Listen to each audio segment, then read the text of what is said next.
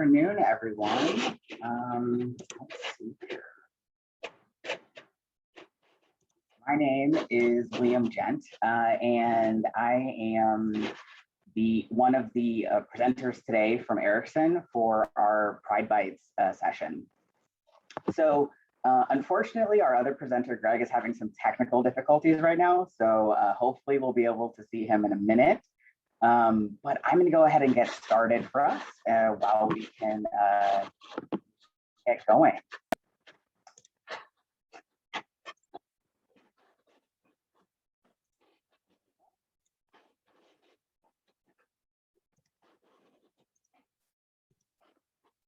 Okay. So today we're going to talk about making Pride bite-sized, advocating at the intersection of technology, business, and people. So what happened is early 2020, obviously COVID happened, and suddenly Ericsson was forced into a position of needing to execute a Pride event, but without being in person. And so we needed to come up with a way that was still engaging, still felt fun and interactive, but at the same time was socially distanced and virtual. So my name is Liam Gent. I'm a master order planner with Ericsson. I have been with the company for 2 years. My pronouns are he, him, and his. I identify as a transgender man, and I identify as pansexual.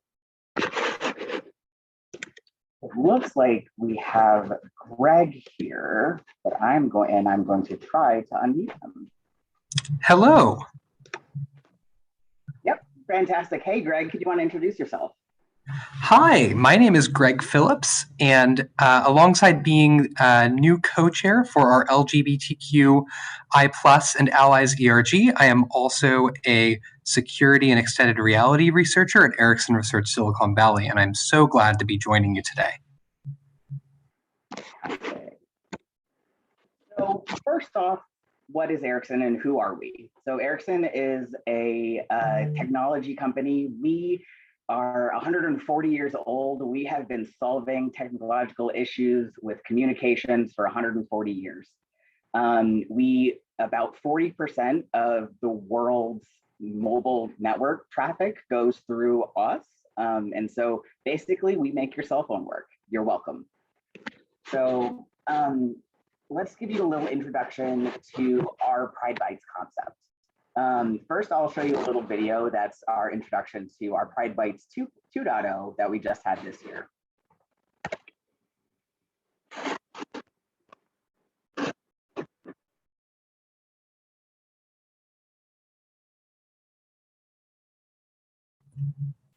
We seem to have some trouble with the audio, but if you could just imagine yourself in a space where there is some optimistic, uplifting, real vibe music, that will probably help bring some more texture to this video.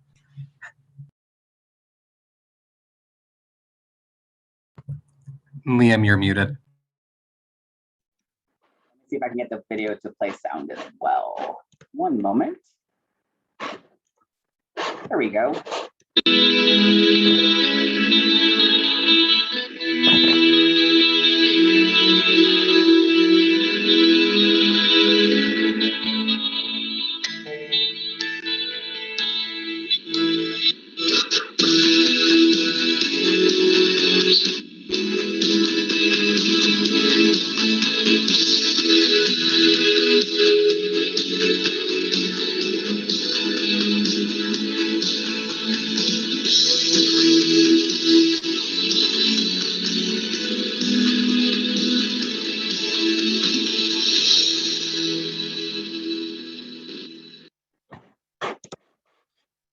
So Greg, can you give us a little bit of background on why we're even having this conversation today?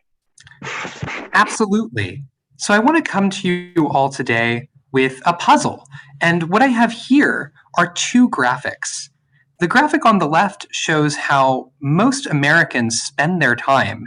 And you can see that we literally spend the plurality, I should say, of our waking hours at work and doing work-related activities. One might have thought actually with the COVID-19 pandemic that this would have changed, that perhaps we would spend more time engaging in other activities with a more flexible schedule. But as many of us can probably attest, this is just not the case. As it turns out, being available virtually means actually devoting more time to work-related things and more time spent on screens in relationships that, if we look to the right, how we see other people may actually be engaging with people that we have not genuinely pulled into our sphere of genuine relationships. And so contrasting the amount of time that we spend with individuals in the workplace with, as we see on the right, the way that we see our coworkers when we ask people to put every person in their work into one of 5 categories, for example, this study shows actually that most people consider their coworkers something along the lines of only at work friends or strangers. Very, very few people actually consider their at work friends or their coworkers to be real and genuine friends. So the puzzle here is that we're spending more and more time, and in fact, I don't have the graphic here, but there are studies that suggest that we are in fact spending more and more time at work, and we're spending less of this time with individuals who we consider ourselves to be genuinely connected with. Yeah, next slide, please. Oh, I see a comment that says Americans on average work about 4 hours. I think this is an average across all days. So if we actually add like the weekend days and we add holidays over that same stretch of time, I think you'd end up somewhere between 6.5 and 8 hours. So when we account for individuals with different work schedules that differ perhaps from the 32 to 40 hour week work schedule, this graphic makes a little bit more sense.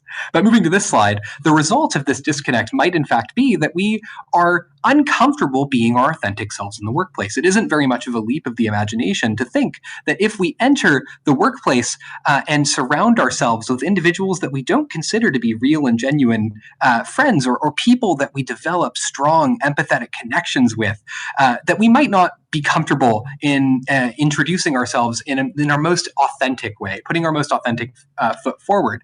And in fact, this graphic from a study done by HRC shows that, in fact, this is the case. 46% of individuals surveyed said that as LGBT individuals, they were closeted at work.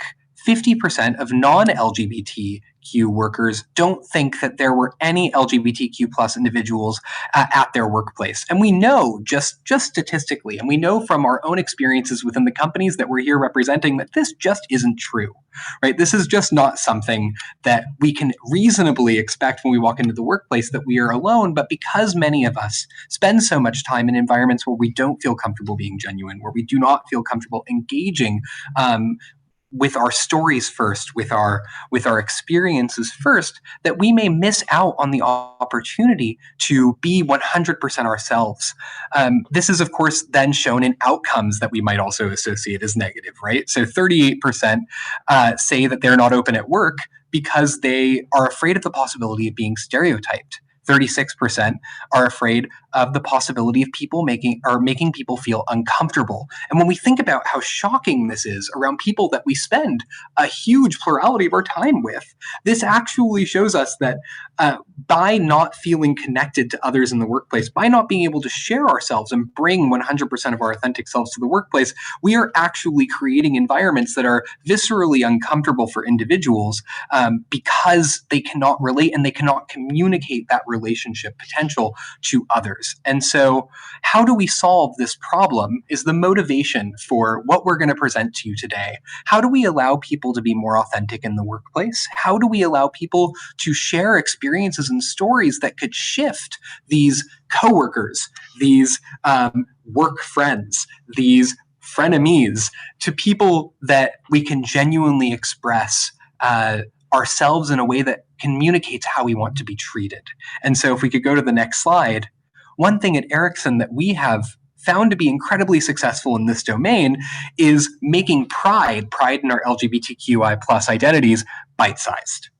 And so what we've done is we've introduced a format that we call Pride Bytes that are not just limited to, a few weeks in June, but are actually an expansive way of introducing a talk show-like session format to create spotlights around topics that encourage conversations around LGBTQ LGBTQI plus issues in the workplace. We create an interactive, peer-led safe space that spotlights the dissemination of workers' lived experiences in a welcoming and moderated environment. And that might sound like a lot of potentially, loaded words. And so we're going to break down the meaning of each of these things. What do we mean by interactive? What do we mean by safe space? What do we mean by peer-led in the following slides? And we're going to introduce this session, which has individual sessions that feature guests representing these diverse lived experiences pertaining to some given topic in a way that we hope that you are able to then replicate in your own places of work to create the kind of exciting engagement that we have enjoyed and that we're going to spotlight in a series of videos that we'll share with you today. And so without further ado, we can go to the next slide. So today, let's first start out with talking about the format. So how are we setting up our Pride Bytes to be successful? So again, like Greg said, it's a talk show style educational event. So you're going to start off with one moderator presenting the questions that are designed to spark discussion between the guests. And this is key. The questions shouldn't be yes or no questions. They should be questions that really get to the root of people's stories, because we know that sharing stories is how we change hearts and minds. And it's how people develop empathy for the LGBTQ community or for any of our diverse differences that we have. Now, once you have the moderator, it's important to get 2 or 3 guests who represent the facet of the community that the theme conversation is going to be about. So as you'll see a little bit later in our presentation, we at Ericsson have broken these down into different groups. Rather than doing an LGBTQI plus Pride Bytes, we do things like being bi in the workplace, or bi during a time of erasure, or lesbian and gay identities in the modern era, or being transgender in the workplace. That way, or gender nonconforming. That way, when you have these 1 or 2 to 3 guests, they can speak more specifically to the topic, and you can really dive deep into the topic rather than painting a broad brush over kind of these multifaceted identities that are oftentimes very different and have very different experiences. It's important to also have a chat moderator who is receiving and filtering the comments, especially if you're doing this virtually. So that, as what we're going to talk about a little bit later, that comments or questions that may or not be work appropriate aren't asked or recorded, or comments that are kind of maybe a little bit too sensitive and need to be discussed on the side can be then referred to ERG members or ERG leaders to follow with that person one-on-one to get their questions answered. Also for a virtual audience, it's important we have a decorum moderator who just makes sure that the videos and audios are turned off. You'll see in one of our videos, we have a nice, please turn your video and mute your mic sign that pops up when somebody joins in. So again, like I was speaking about earlier, so each session is organized around a theme. So we can do themes such as lesbian and gay identities, bi visibility in the time of erasure, transgender and gender nonconforming identities. Identifying the theme grounds the session around the central topic, and it allows, like I said earlier, for us to get deep into the topic rather than providing a kind of a high-level overview. We are allowed to talk very much more closely about lived experiences and how those lived experiences are for that particular community. Now, once the theme is set, it's important we choose to have an organizing committee that begins drafting those conversation-oriented questions so that we don't solely rely on questions from the audience for these question and answer sessions. It's good to have probably 8 to 10 questions prepped and ready so that your guests, if they have questions to answer, and are also prepared to answer those questions. Don't worry about simplicity here. Just be a question like, how is being bi at Ericsson what's your experience, that's okay. I also recommend crowdsourcing your questions from a wider audience, from other ERG members, or also from other ERGs, other ERG leaders, who may have questions that people within the LGBTQ community may not even think to ask. So once you have a theme and you've identified your moderator, you need to select your guest list. So the people who are going to be speaking, who are going to be answering these questions and telling their stories, which they're authentic stories and things that are very deeply personal to them. You want to focus on within community members wherever possible, although it's important to have some allies in this conversation. Talking about a specific member of the type part of the community should be talked about by people in that community, right? So if we're talking about bi plus, we should have bi plus individuals, for more bi plus individuals than allies at least, doing most of the discussion. We do have examples where we've had parents of transgender individuals speak, and that's also a great opportunity. Parents have a completely different perspective that can be really useful, and is something that we have found a lot of our allies, a lot of our ERG members need that parental point of view as well. And secondly, we want to emphasize intersectionality in the guest list. We have to remember that the experience of a cisgender white gay man may be very, very different from a cisgender African-American gay man or Asian gay man, right? So even though we are specifically coaling down to maybe one letter or two letters of the alphabet, we should still make sure that the guests have a breadth of experience across gender, race, ethnicity, religion even, because all of these things play into their story and allow us to have that great conversation that's different from each presenter. Now, this is really important. 1 to 2 weeks ahead of the event, you want to get all of your guests together and do a rundown of at least the questions that have been previously sourced. It's important that you do this because sometimes there are going to be questions that your guests do not want to answer, and you need to know that in advance. It is also important to ask your guests at that time if there's any specific topic that they want to completely avoid or they would not like to be asked. That way the moderator, if a question comes in from the chat, is able to at least at a minimum point that question in a different guest direction, or at the maximum avoid that question altogether and maybe refer it to the ERG for follow-up.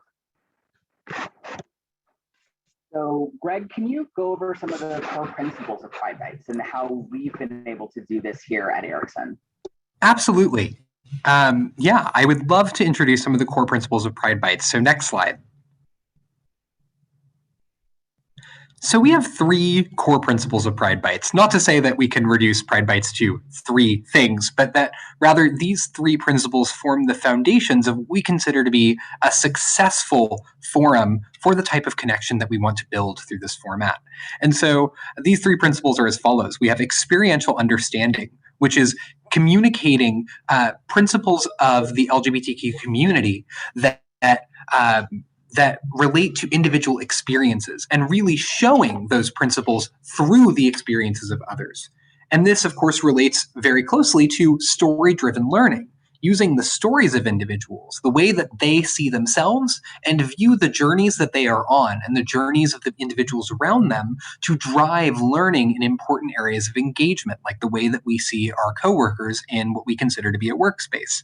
And then the third, of course, is safe space audience participation, making sure that individuals feel safe when they are both participating in the Pride Byte and when they are telling their stories as guests on the format, ensuring through the moderation of your sessions, ensuring through the careful vetting of questions for such a session, and ensuring through the practice beforehand with those individuals, that you are making that space somewhere where individuals are comfortable to really explore and tackle the heart of the issues with which you're engaging, so that you don't accidentally either spark something traumatic for individuals or otherwise make people uncomfortable in a setting where there's, or I should say, make people too uncomfortable in a setting where they're supposed to be engaging with material that should be pushing on their heartstrings and pushing on their minds so that they can change their behaviors in a meaningful way. And so I'll actually go through these principles in a little bit more detail one by one, if we could go to the next slide. The first principle is experiential understanding. And so I think one of the most important ways that we can convey experiential understanding, the understanding of principles of Pride Bytes, of principles of being a member of the LGBTQ community, etc., through experiences, is by being intentional about which invited guests we bring onto each session. Because guests, the experiences of the guests in a discussion, are ultimately the individuals that are going to be relating these experiences, right? And so when we bring individuals on to share their experiences in a way that is supposed to be relatable to other people, that people are supposed to look at and say, I can relate to this, or I cannot relate to this, and I really want to understand why I can't, you need to consider the net that you're casting, so to speak, through the identities that you're representing on that stage, or since 2020, on that screen, right? And so intersectionality in this sense means the cross-cutting identities that people carry into a room with them, right? So, right, I am, for example, a cis white male who happens to be pansexual, but I am also Jewish, right? I bring another facet of identity to the table. And so you need to consider, when crafting a guest list, a panel of individuals to speak to a particular topic, what experiences they bring to the table. Are they bringing the experience of being a woman? Are they bringing the experience of being a transgender individual? How do you convey this in a way that is going to latch on to the experiences that individuals can relate to on a stage? So think through the message that your guest list sends. If you have a panel of all cis white gay males, you probably cannot speak to the experiences of a non-binary individual in the audience, and you may be in fact missing a key demographic among female straight individuals who want to relate to your content but are completely unrepresented on any facet of identity on that stage. And when doing this, be clear, honest, and deliberate in acknowledging which group's experiences are not reflected in the conversation, right? It's not always possible or even practical to represent every group, every facet of identity on a stage, and that's not a problem. And in fact, if your Pride Byte session can only feature allies because your organization is just getting started, that is in fact not a problem at all. What rather would be a problem was if you were to then try to represent the experiences of those individuals in the way that you speak about particular issues.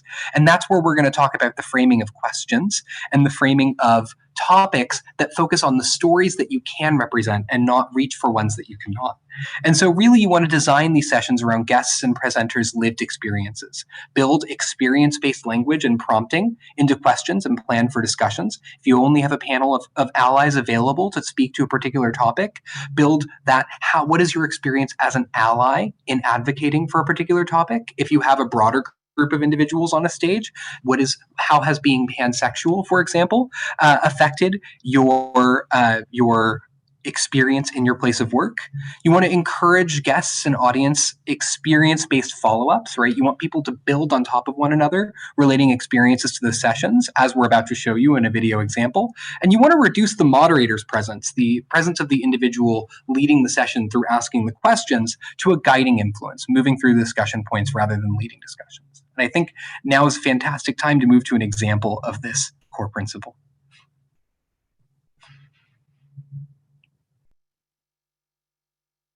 To build on that, did you ever feel pressured to identify as straight or lesbian/gay based on your active relationship, or either invalidated in your identity based on your relationship? Can I just say yes? No, this is a really interesting question. And I think for me, actually, to be quite honest, and I don't know how much of it is others pressuring me or me pressuring myself, in those situations, because I think there's an element of both. But I think I probably felt that more when I've been kind of more in lesbian or gay crowds, or been, in that community. Because I think, yeah, I don't know if you've experienced this too, Matthew, but there is definitely a little bit of like, just make up your mind. Like, are you on our team or are you on their team? Kind of. And I felt that a little bit more actually from folks who identify as gay or lesbian,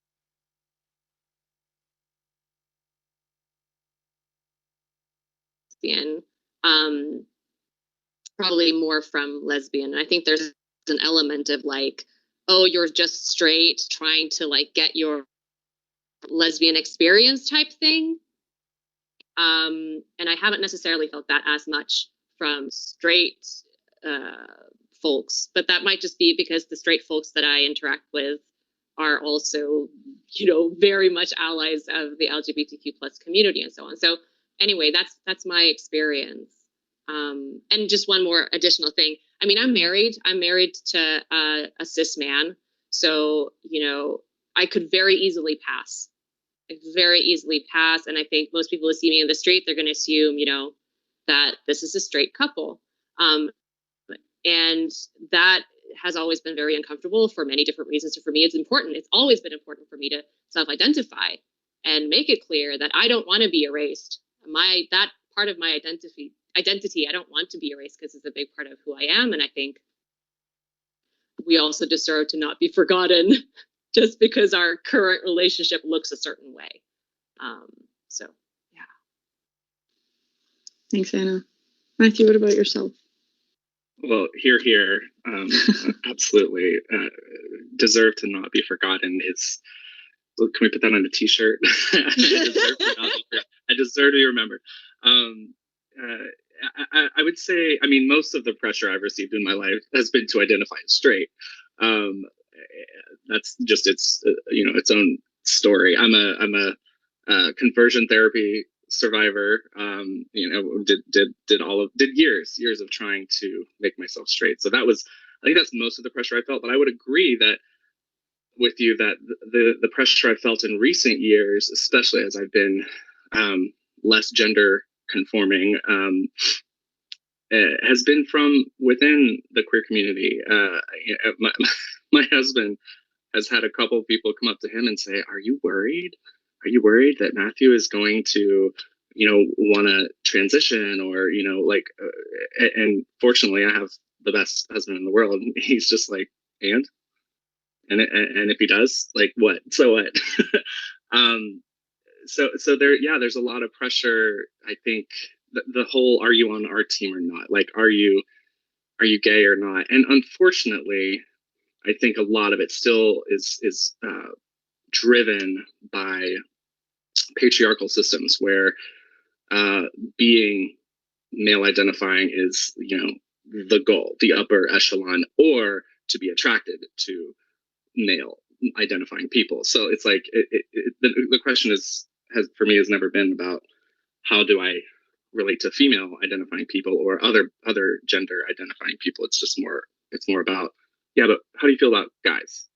And are you a guy yourself? So I think there's still a lot of work to be done there, because even within our very beautiful, diverse community, we have these things that linger on from how we were brought up and that just permeate our culture. And it comes back to me for that rejection of the default settings. Like, I just want a customizable experience, and it might look different from day to day even. And I think that's just important to make space for that. 100%, and particularly that you're on that journey continuously. It's not like you're done. Okay, I figured it out now. It's like this constant journey of discovery of yourself, how you act and engage in your context. And I think that's wonderful. Like, I'd hate to imagine like, okay, yeah, I figured it out. Now I'm done. What? No. Thank you both. to build on that. So that was a clip that we left in because of the power of the experience that's being conveyed. What you can see is that the experience of each individual is being amplified by the relatability of that experience to the other guest. And we were lucky to have two individuals whose experience is related so closely to one another. But that is something you're going to find when you create the environment for people to feel safe relating to one another. And so to drive this point even further, the second principle is story-driven learning. And so what we found is that when we focus on guest stories, and when we were intentional in crafting the questions to engage with the guests' lived experiences as they relate to the theme, we ended up engaging in the kind of storytelling that is most likely to activate an individual's empathy, to get them to desire to relate to the kind of experiences that individuals are having and replicate the kind of conditions that make an individual feel safe or prevent them from feeling unsafe that you've encountered in the way that they see themselves and recount their narrative. And so open-ended questions are actually a positive for this because they invite guests to lead the session, to open up about the kind of experiences that drive the kind of learning that we're trying to see. Right. And so focusing our moderation on keeping conversations going and not participating in the sessions allows guests to build off of one another in relational storytelling. And we saw a little hint of that in the above clip. If we had continued showing that clip, in fact, I remember very well, the conversations continued to individuals telling the story of how their life experiences, right, of being in a relationship with someone of the like an opposite sex partner, but being bisexual or pansexual affected the way they saw their own sexuality. So the goal should not be to get through all of the questions, but to organically let the questions get to the stories that drive discussions on the topic. And that's really the key here, is teasing out the stories that individuals can bring to the table, because that's the secret sauce that engages individuals, the secret sauce that drives people in to try to relate to the content that's being presented, because our brains very much function in this way of relating to the stories of other individuals. It allows us to engage in a way that's very natural and engage in a way that drives home the principles that we're trying to convey to make people feel more genuinely and authentically connected in the workplace. We can go ahead and go to the next video example. And just a little intro for this video example. This is actually Jess Herbst, who was the first open out transgender government official in the state of Texas as the mayor of New Hope, Texas. So we were very lucky to be able to interview her for and include her in this session as a guest. And so we hope you enjoy some of what she has to say. Here is an example of story-driven learning. Okay, so I am not gender binary. I am all the way on one side or the other my whole life. I was born identified as male. I was raised as a boy in Greenville, Texas. And, you know, I was told at a very early age not to put on my mother's clothes, not to express myself in any kind of feminine way. And it honestly just killed me. That was who I was. But I was pretty happy. I mean, I managed to work my way through life. Growing up in the 60s and 70s, you didn't hear the word transgender. You didn't hear gender non-binary. You know, the world was taught to me that you are A or B. And, you know, later in life, as I discovered that, you know what, there is not just A or B, I had to make a decision about, well, where am I? Because I knew I always felt very feminine. And honestly, where I feel the most comfortable is much further up the scale in the female side. And so I identify as female because that's how I feel inside. And, you know, it was a scary thing. I know, Al, you didn't talk a whole lot about, you know, how it is, but you know, the way our society was teaching us, it's told you're not to, you know, you don't have a choice. You're told from birth you're here or there. And anything else, particularly in the 60s and 70s, was, you know, still considered a mental illness. So it was very difficult for me to express who I was. I hid it from everyone except for my wife.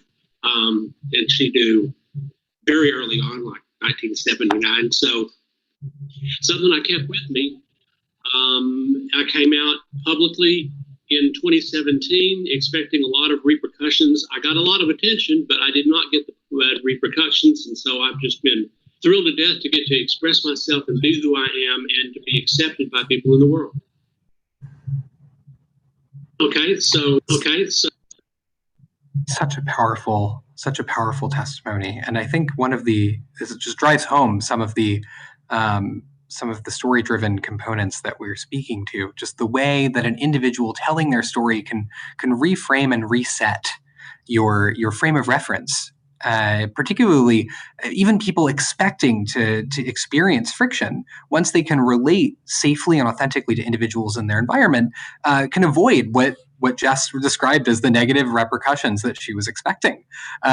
Just being able to bring that story to the table allows the kind of story-driven learning that fosters the kind of authentic connection we're seeking to help create. And so one thing that we also showed in that video, as it were, with the use of the expert please mute and silence your audio slide, thank you virtual world in 2020 and 2021, is safe space audience participation. It's creating the environment where individuals feel comfortable telling their story, while balancing that against actually spotlighting their stories on a stage, or in this case, a screen, right? And so the groundwork of safe space audience participation starts with your team, the team organizing the event and crafting the kind of discussions that you want to have with broad input, because teams and ERGs and all of the actors involved in creating this kind of environment come from cross-sectional, diverse backgrounds that can speak to a number of experiences that one set of people might not necessarily be able to speak to on their own. And so encouraging organizing teams or broader organizations like your D&I team, your ERG, to help crowdsource questions for each session in a moderated, anonymous place that allows them to provide feedback, helps to encourage ownership over the conversation and also safeguard against the accidental aggressions that might otherwise pop in very, very innocently. When you don't include the voices of people of color in reading over questions, when you don't include the voices of transgender individuals, when you don't include the voices of other individuals at the table in a protected way that allows them to go over the content, you risk potentially missing that audience or making the story unrelatable through the way that you've asked the question. And so this is a really important component of safe space audience participation. And during these sessions, it's also important to protect the integrity of the space by moderating the kinds of questions that might come up in chat, right? So you want to make people uncomfortable in the sense that you're taking them out of their comfort zone and engaging with topics that they might not consider to be things that they'd usually come across in the workspace, despite the fact that they're usually sitting next to someone who considers these topics very important, right? That's very relatable for me. But the way that you do this is by making people uncomfortable enough to engage, but comfortable enough to feel safe asking questions, right? And to be safe sharing their stories.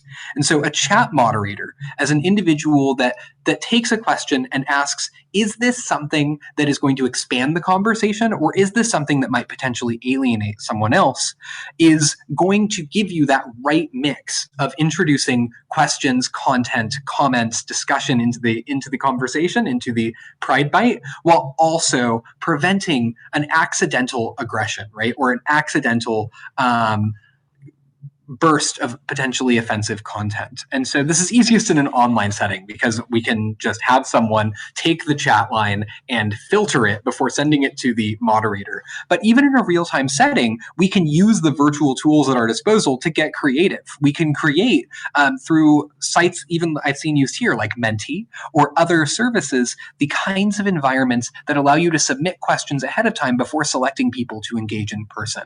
And so creating safe spaces ends up making these kind of stories possible by increasing engagement in a safe way. And we have a cheat sheet that actually goes over some of these principles again. But there are a number of easy tools that we can engage and easy methods that we have tried to great success at our own Pride Bytes that make this possible. And we can go to the next slide. see a little bit of one of our fearless leaders, Annie, moderating our discussion and being able to bring something in from the chat that is a question that is likely something that people wouldn't ask directly to me in the hallway or directly to Greg, even via email. It's something that we've created this space, and we're allowing them to ask the question and giving them a solid answer, and still feeling safe both for the guests, for the people speaking, and also for the people in the chat and people watching. I think those were the stereotypes that we had planned, but we have a bunch of questions. But I was thinking, Liam, do we want to see if there are any questions that have popped up as we have been presenting, and maybe take one or two of those? Yeah, I think questions from the audience sounds like a great right now. Yeah. Annie, have any questions for I'm us? ready for you. Sweet. Oh, I have questions. Okay. First and foremost, I thought this one was a great conversation starter. Would love your opinion. Ariel was asking, when you're young, how do you know if you're asexual or just not sexually attracted to anyone yet?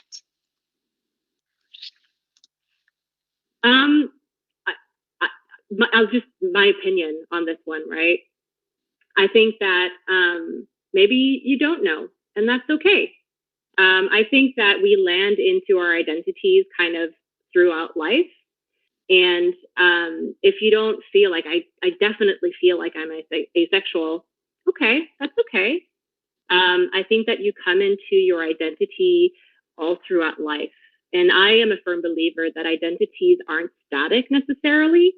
I think that, you know, we go through life, and life impacts us, and how we live our life impacts us. And that certainly can impact how we identify as well.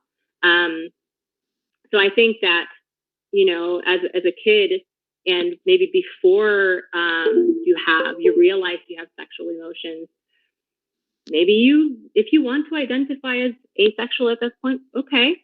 I think it's important just to remove the stigma around what that is. I think that's the key point. And how you choose to identify is to just feel comfortable to you. That's just my 2 cents, Liam. I don't know if you have another perspective. Yeah, I am very, so, right, I took a little bit of an interesting path to my own identity, right, and to my own orientation. I did not always identify as a bisexual transgender man, right? Earlier on, before I transitioned, I identified as a bisexual woman. Before that, I identified as a lesbian, right? And that's because I was questioning myself, right? And what I ended up doing was I ended up putting myself in categories to appease other people, to make other people feel comfortable, because it allowed them to have words around what I was feeling internally. So I think it's just important for young people, especially, but all people really, to remember that, to give yourself some grace, right? Because the answer is not always going to be there immediately, right? It may come over time. So my answer came over time. It was through a set of experiences, through a set of helping to belong, right, that I end up finding my own identity. So it's just, you may not know right now, but that's not to say that there are not some people who don't know very strongly what their identity is at a younger age. I think that's important is that you may have a classmate who is, you know, identifies as asexual, and they're very strong in that identity. And so just because other people would be questioning at that age doesn't mean that their identity is not valid, is the only other thing I would say to that.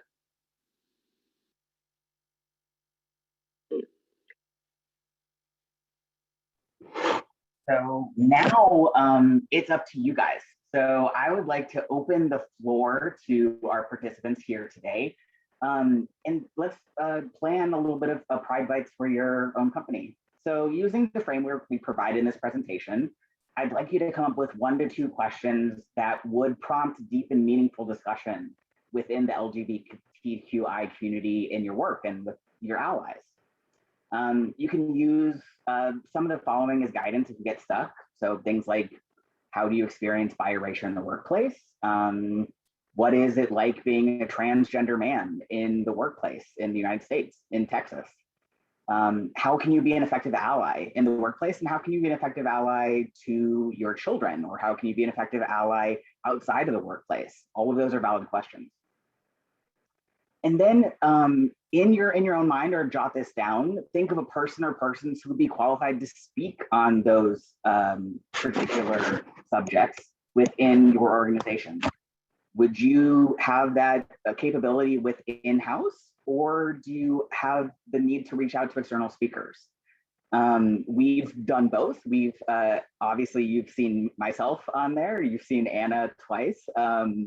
And so we have people in-house that are able to speak very authentically to their experience, but also we did go and outsource, and we found other people from within the community, the LGBTQI community, that are external to Ericsson, to be able to speak more authentically to the non-binary experience, for example.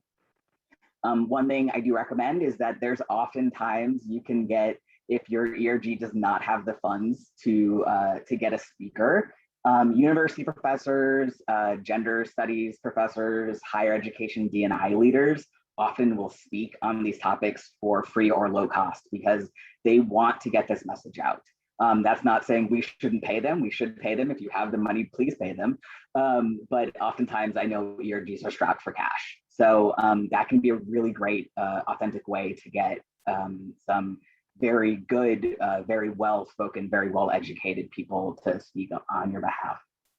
Now, if you want to, you can type a question into the chat, and we may pick your question, and Greg and I will try to answer it. If not, if you don't have a question, if you don't want to kind of do the Pride Bytes thing, that's okay too. If you have a question about how we've created Pride Bytes, or questions about what we've done with Pride Bytes at our own company, feel free to ask. Feel free to ask in the chat, and we'll pick a few and go from there.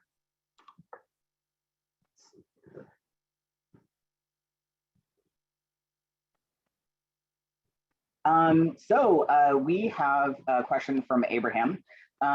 He is asking, Greg, and can you answer this for me? How did we get people outside the LGBTQI community to participate in these sessions?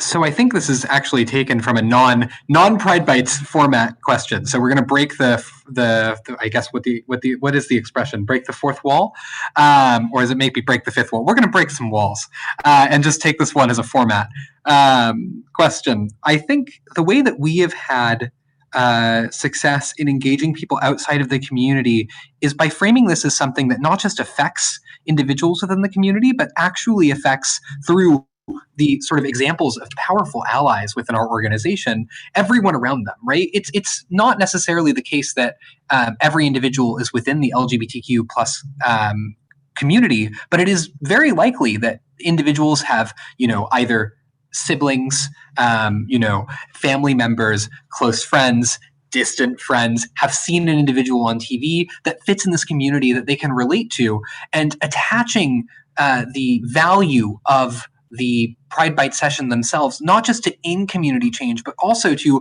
allyship and a stronger presence in the workplace, is a really, really big step towards actually pushing that workplace to take LGBTQI plus issues seriously. And so the way that we framed it in explicitly in our invitations is that this is not an in-community event only, right? We've in fact, in the name of our ERG so far, expressed that allies are a major part of our organization.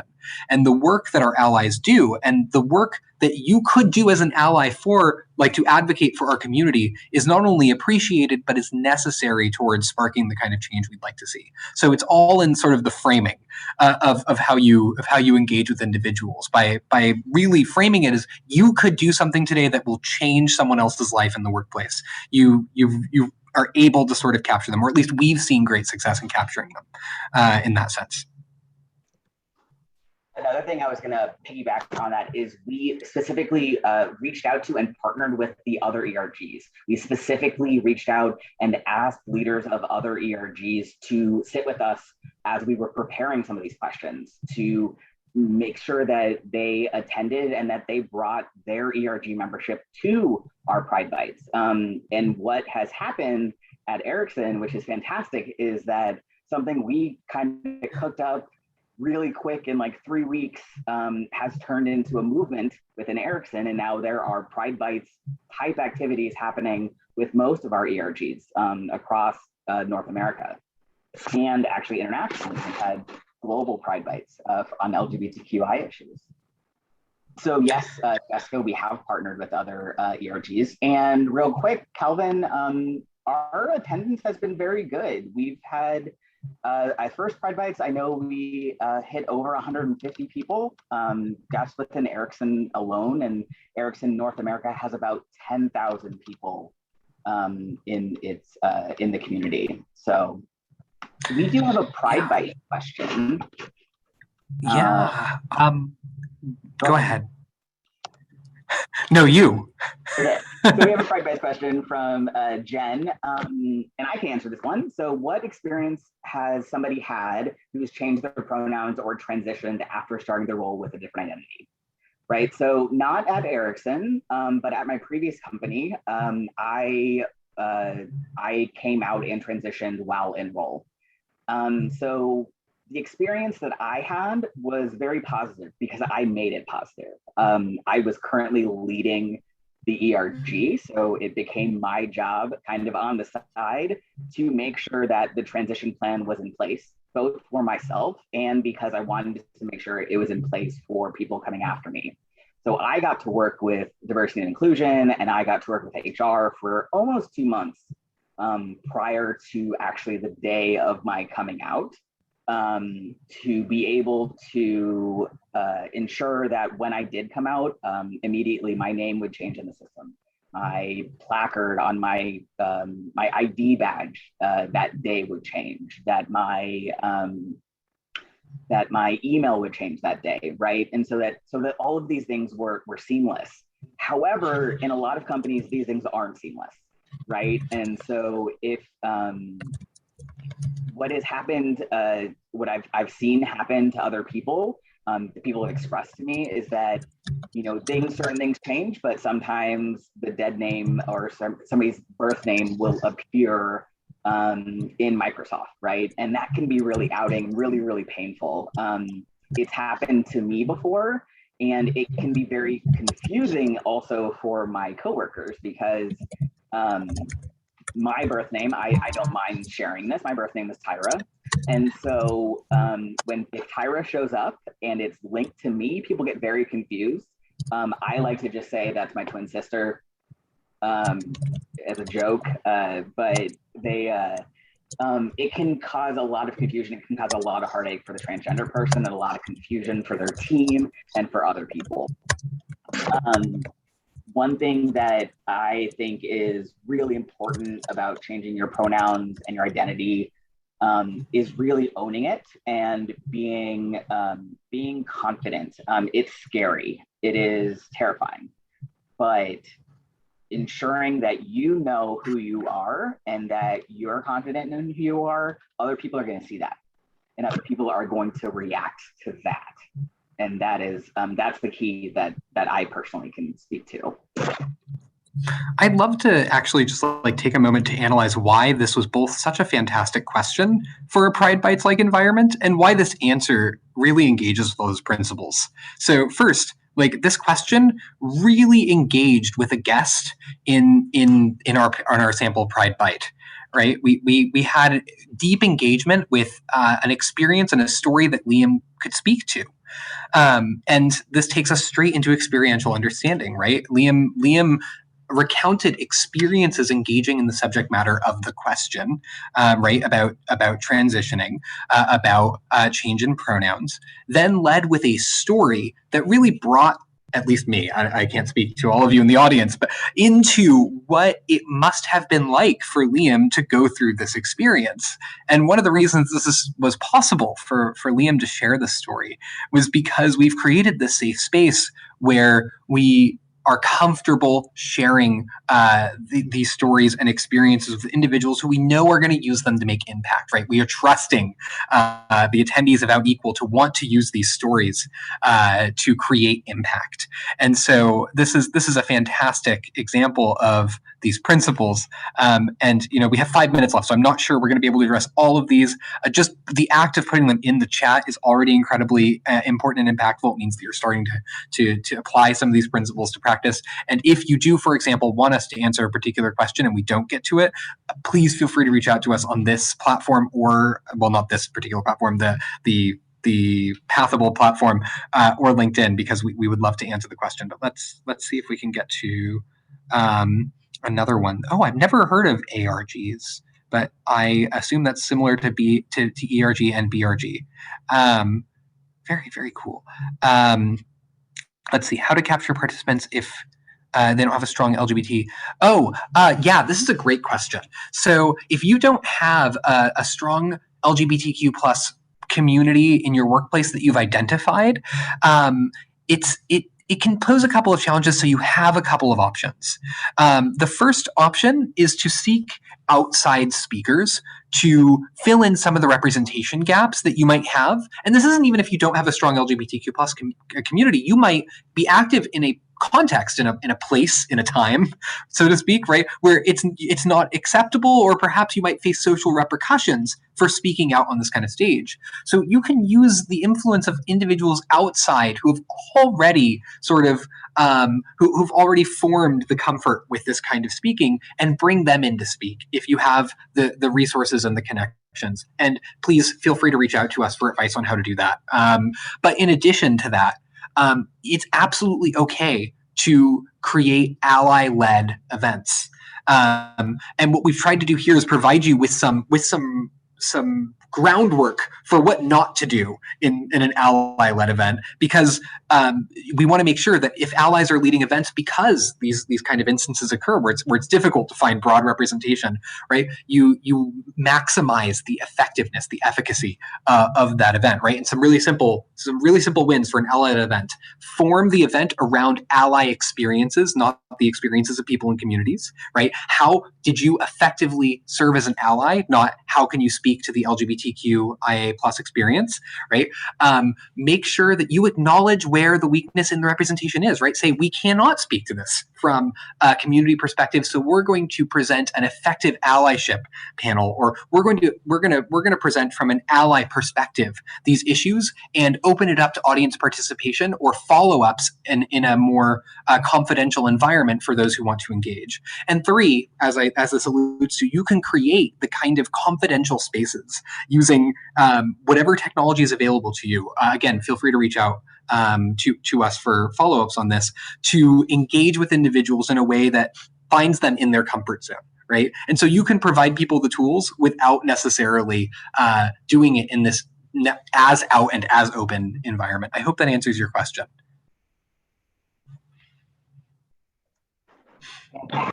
So I want to say thank you all so much for joining, both if you are here live with us today or if you're watching the recording. Thank you so much. I would please ask if you could fill out, there is a link in Pathable for a post survey of how we did. We would love to hear how we did, so that next year when Ericsson comes to present again, hopefully that we have taken that feedback back into consideration. If you would like to, please reach out to both Greg and I believe have our LinkedIn's in our Pathable site. If you can click on those links and join us on LinkedIn, or reach out to us via email. If you have a direct question, more than happy to answer a question or get on a call with you to discuss how you could implement Pride Bytes at your organization. Thank you so much, and it was lovely having you today. Thank you.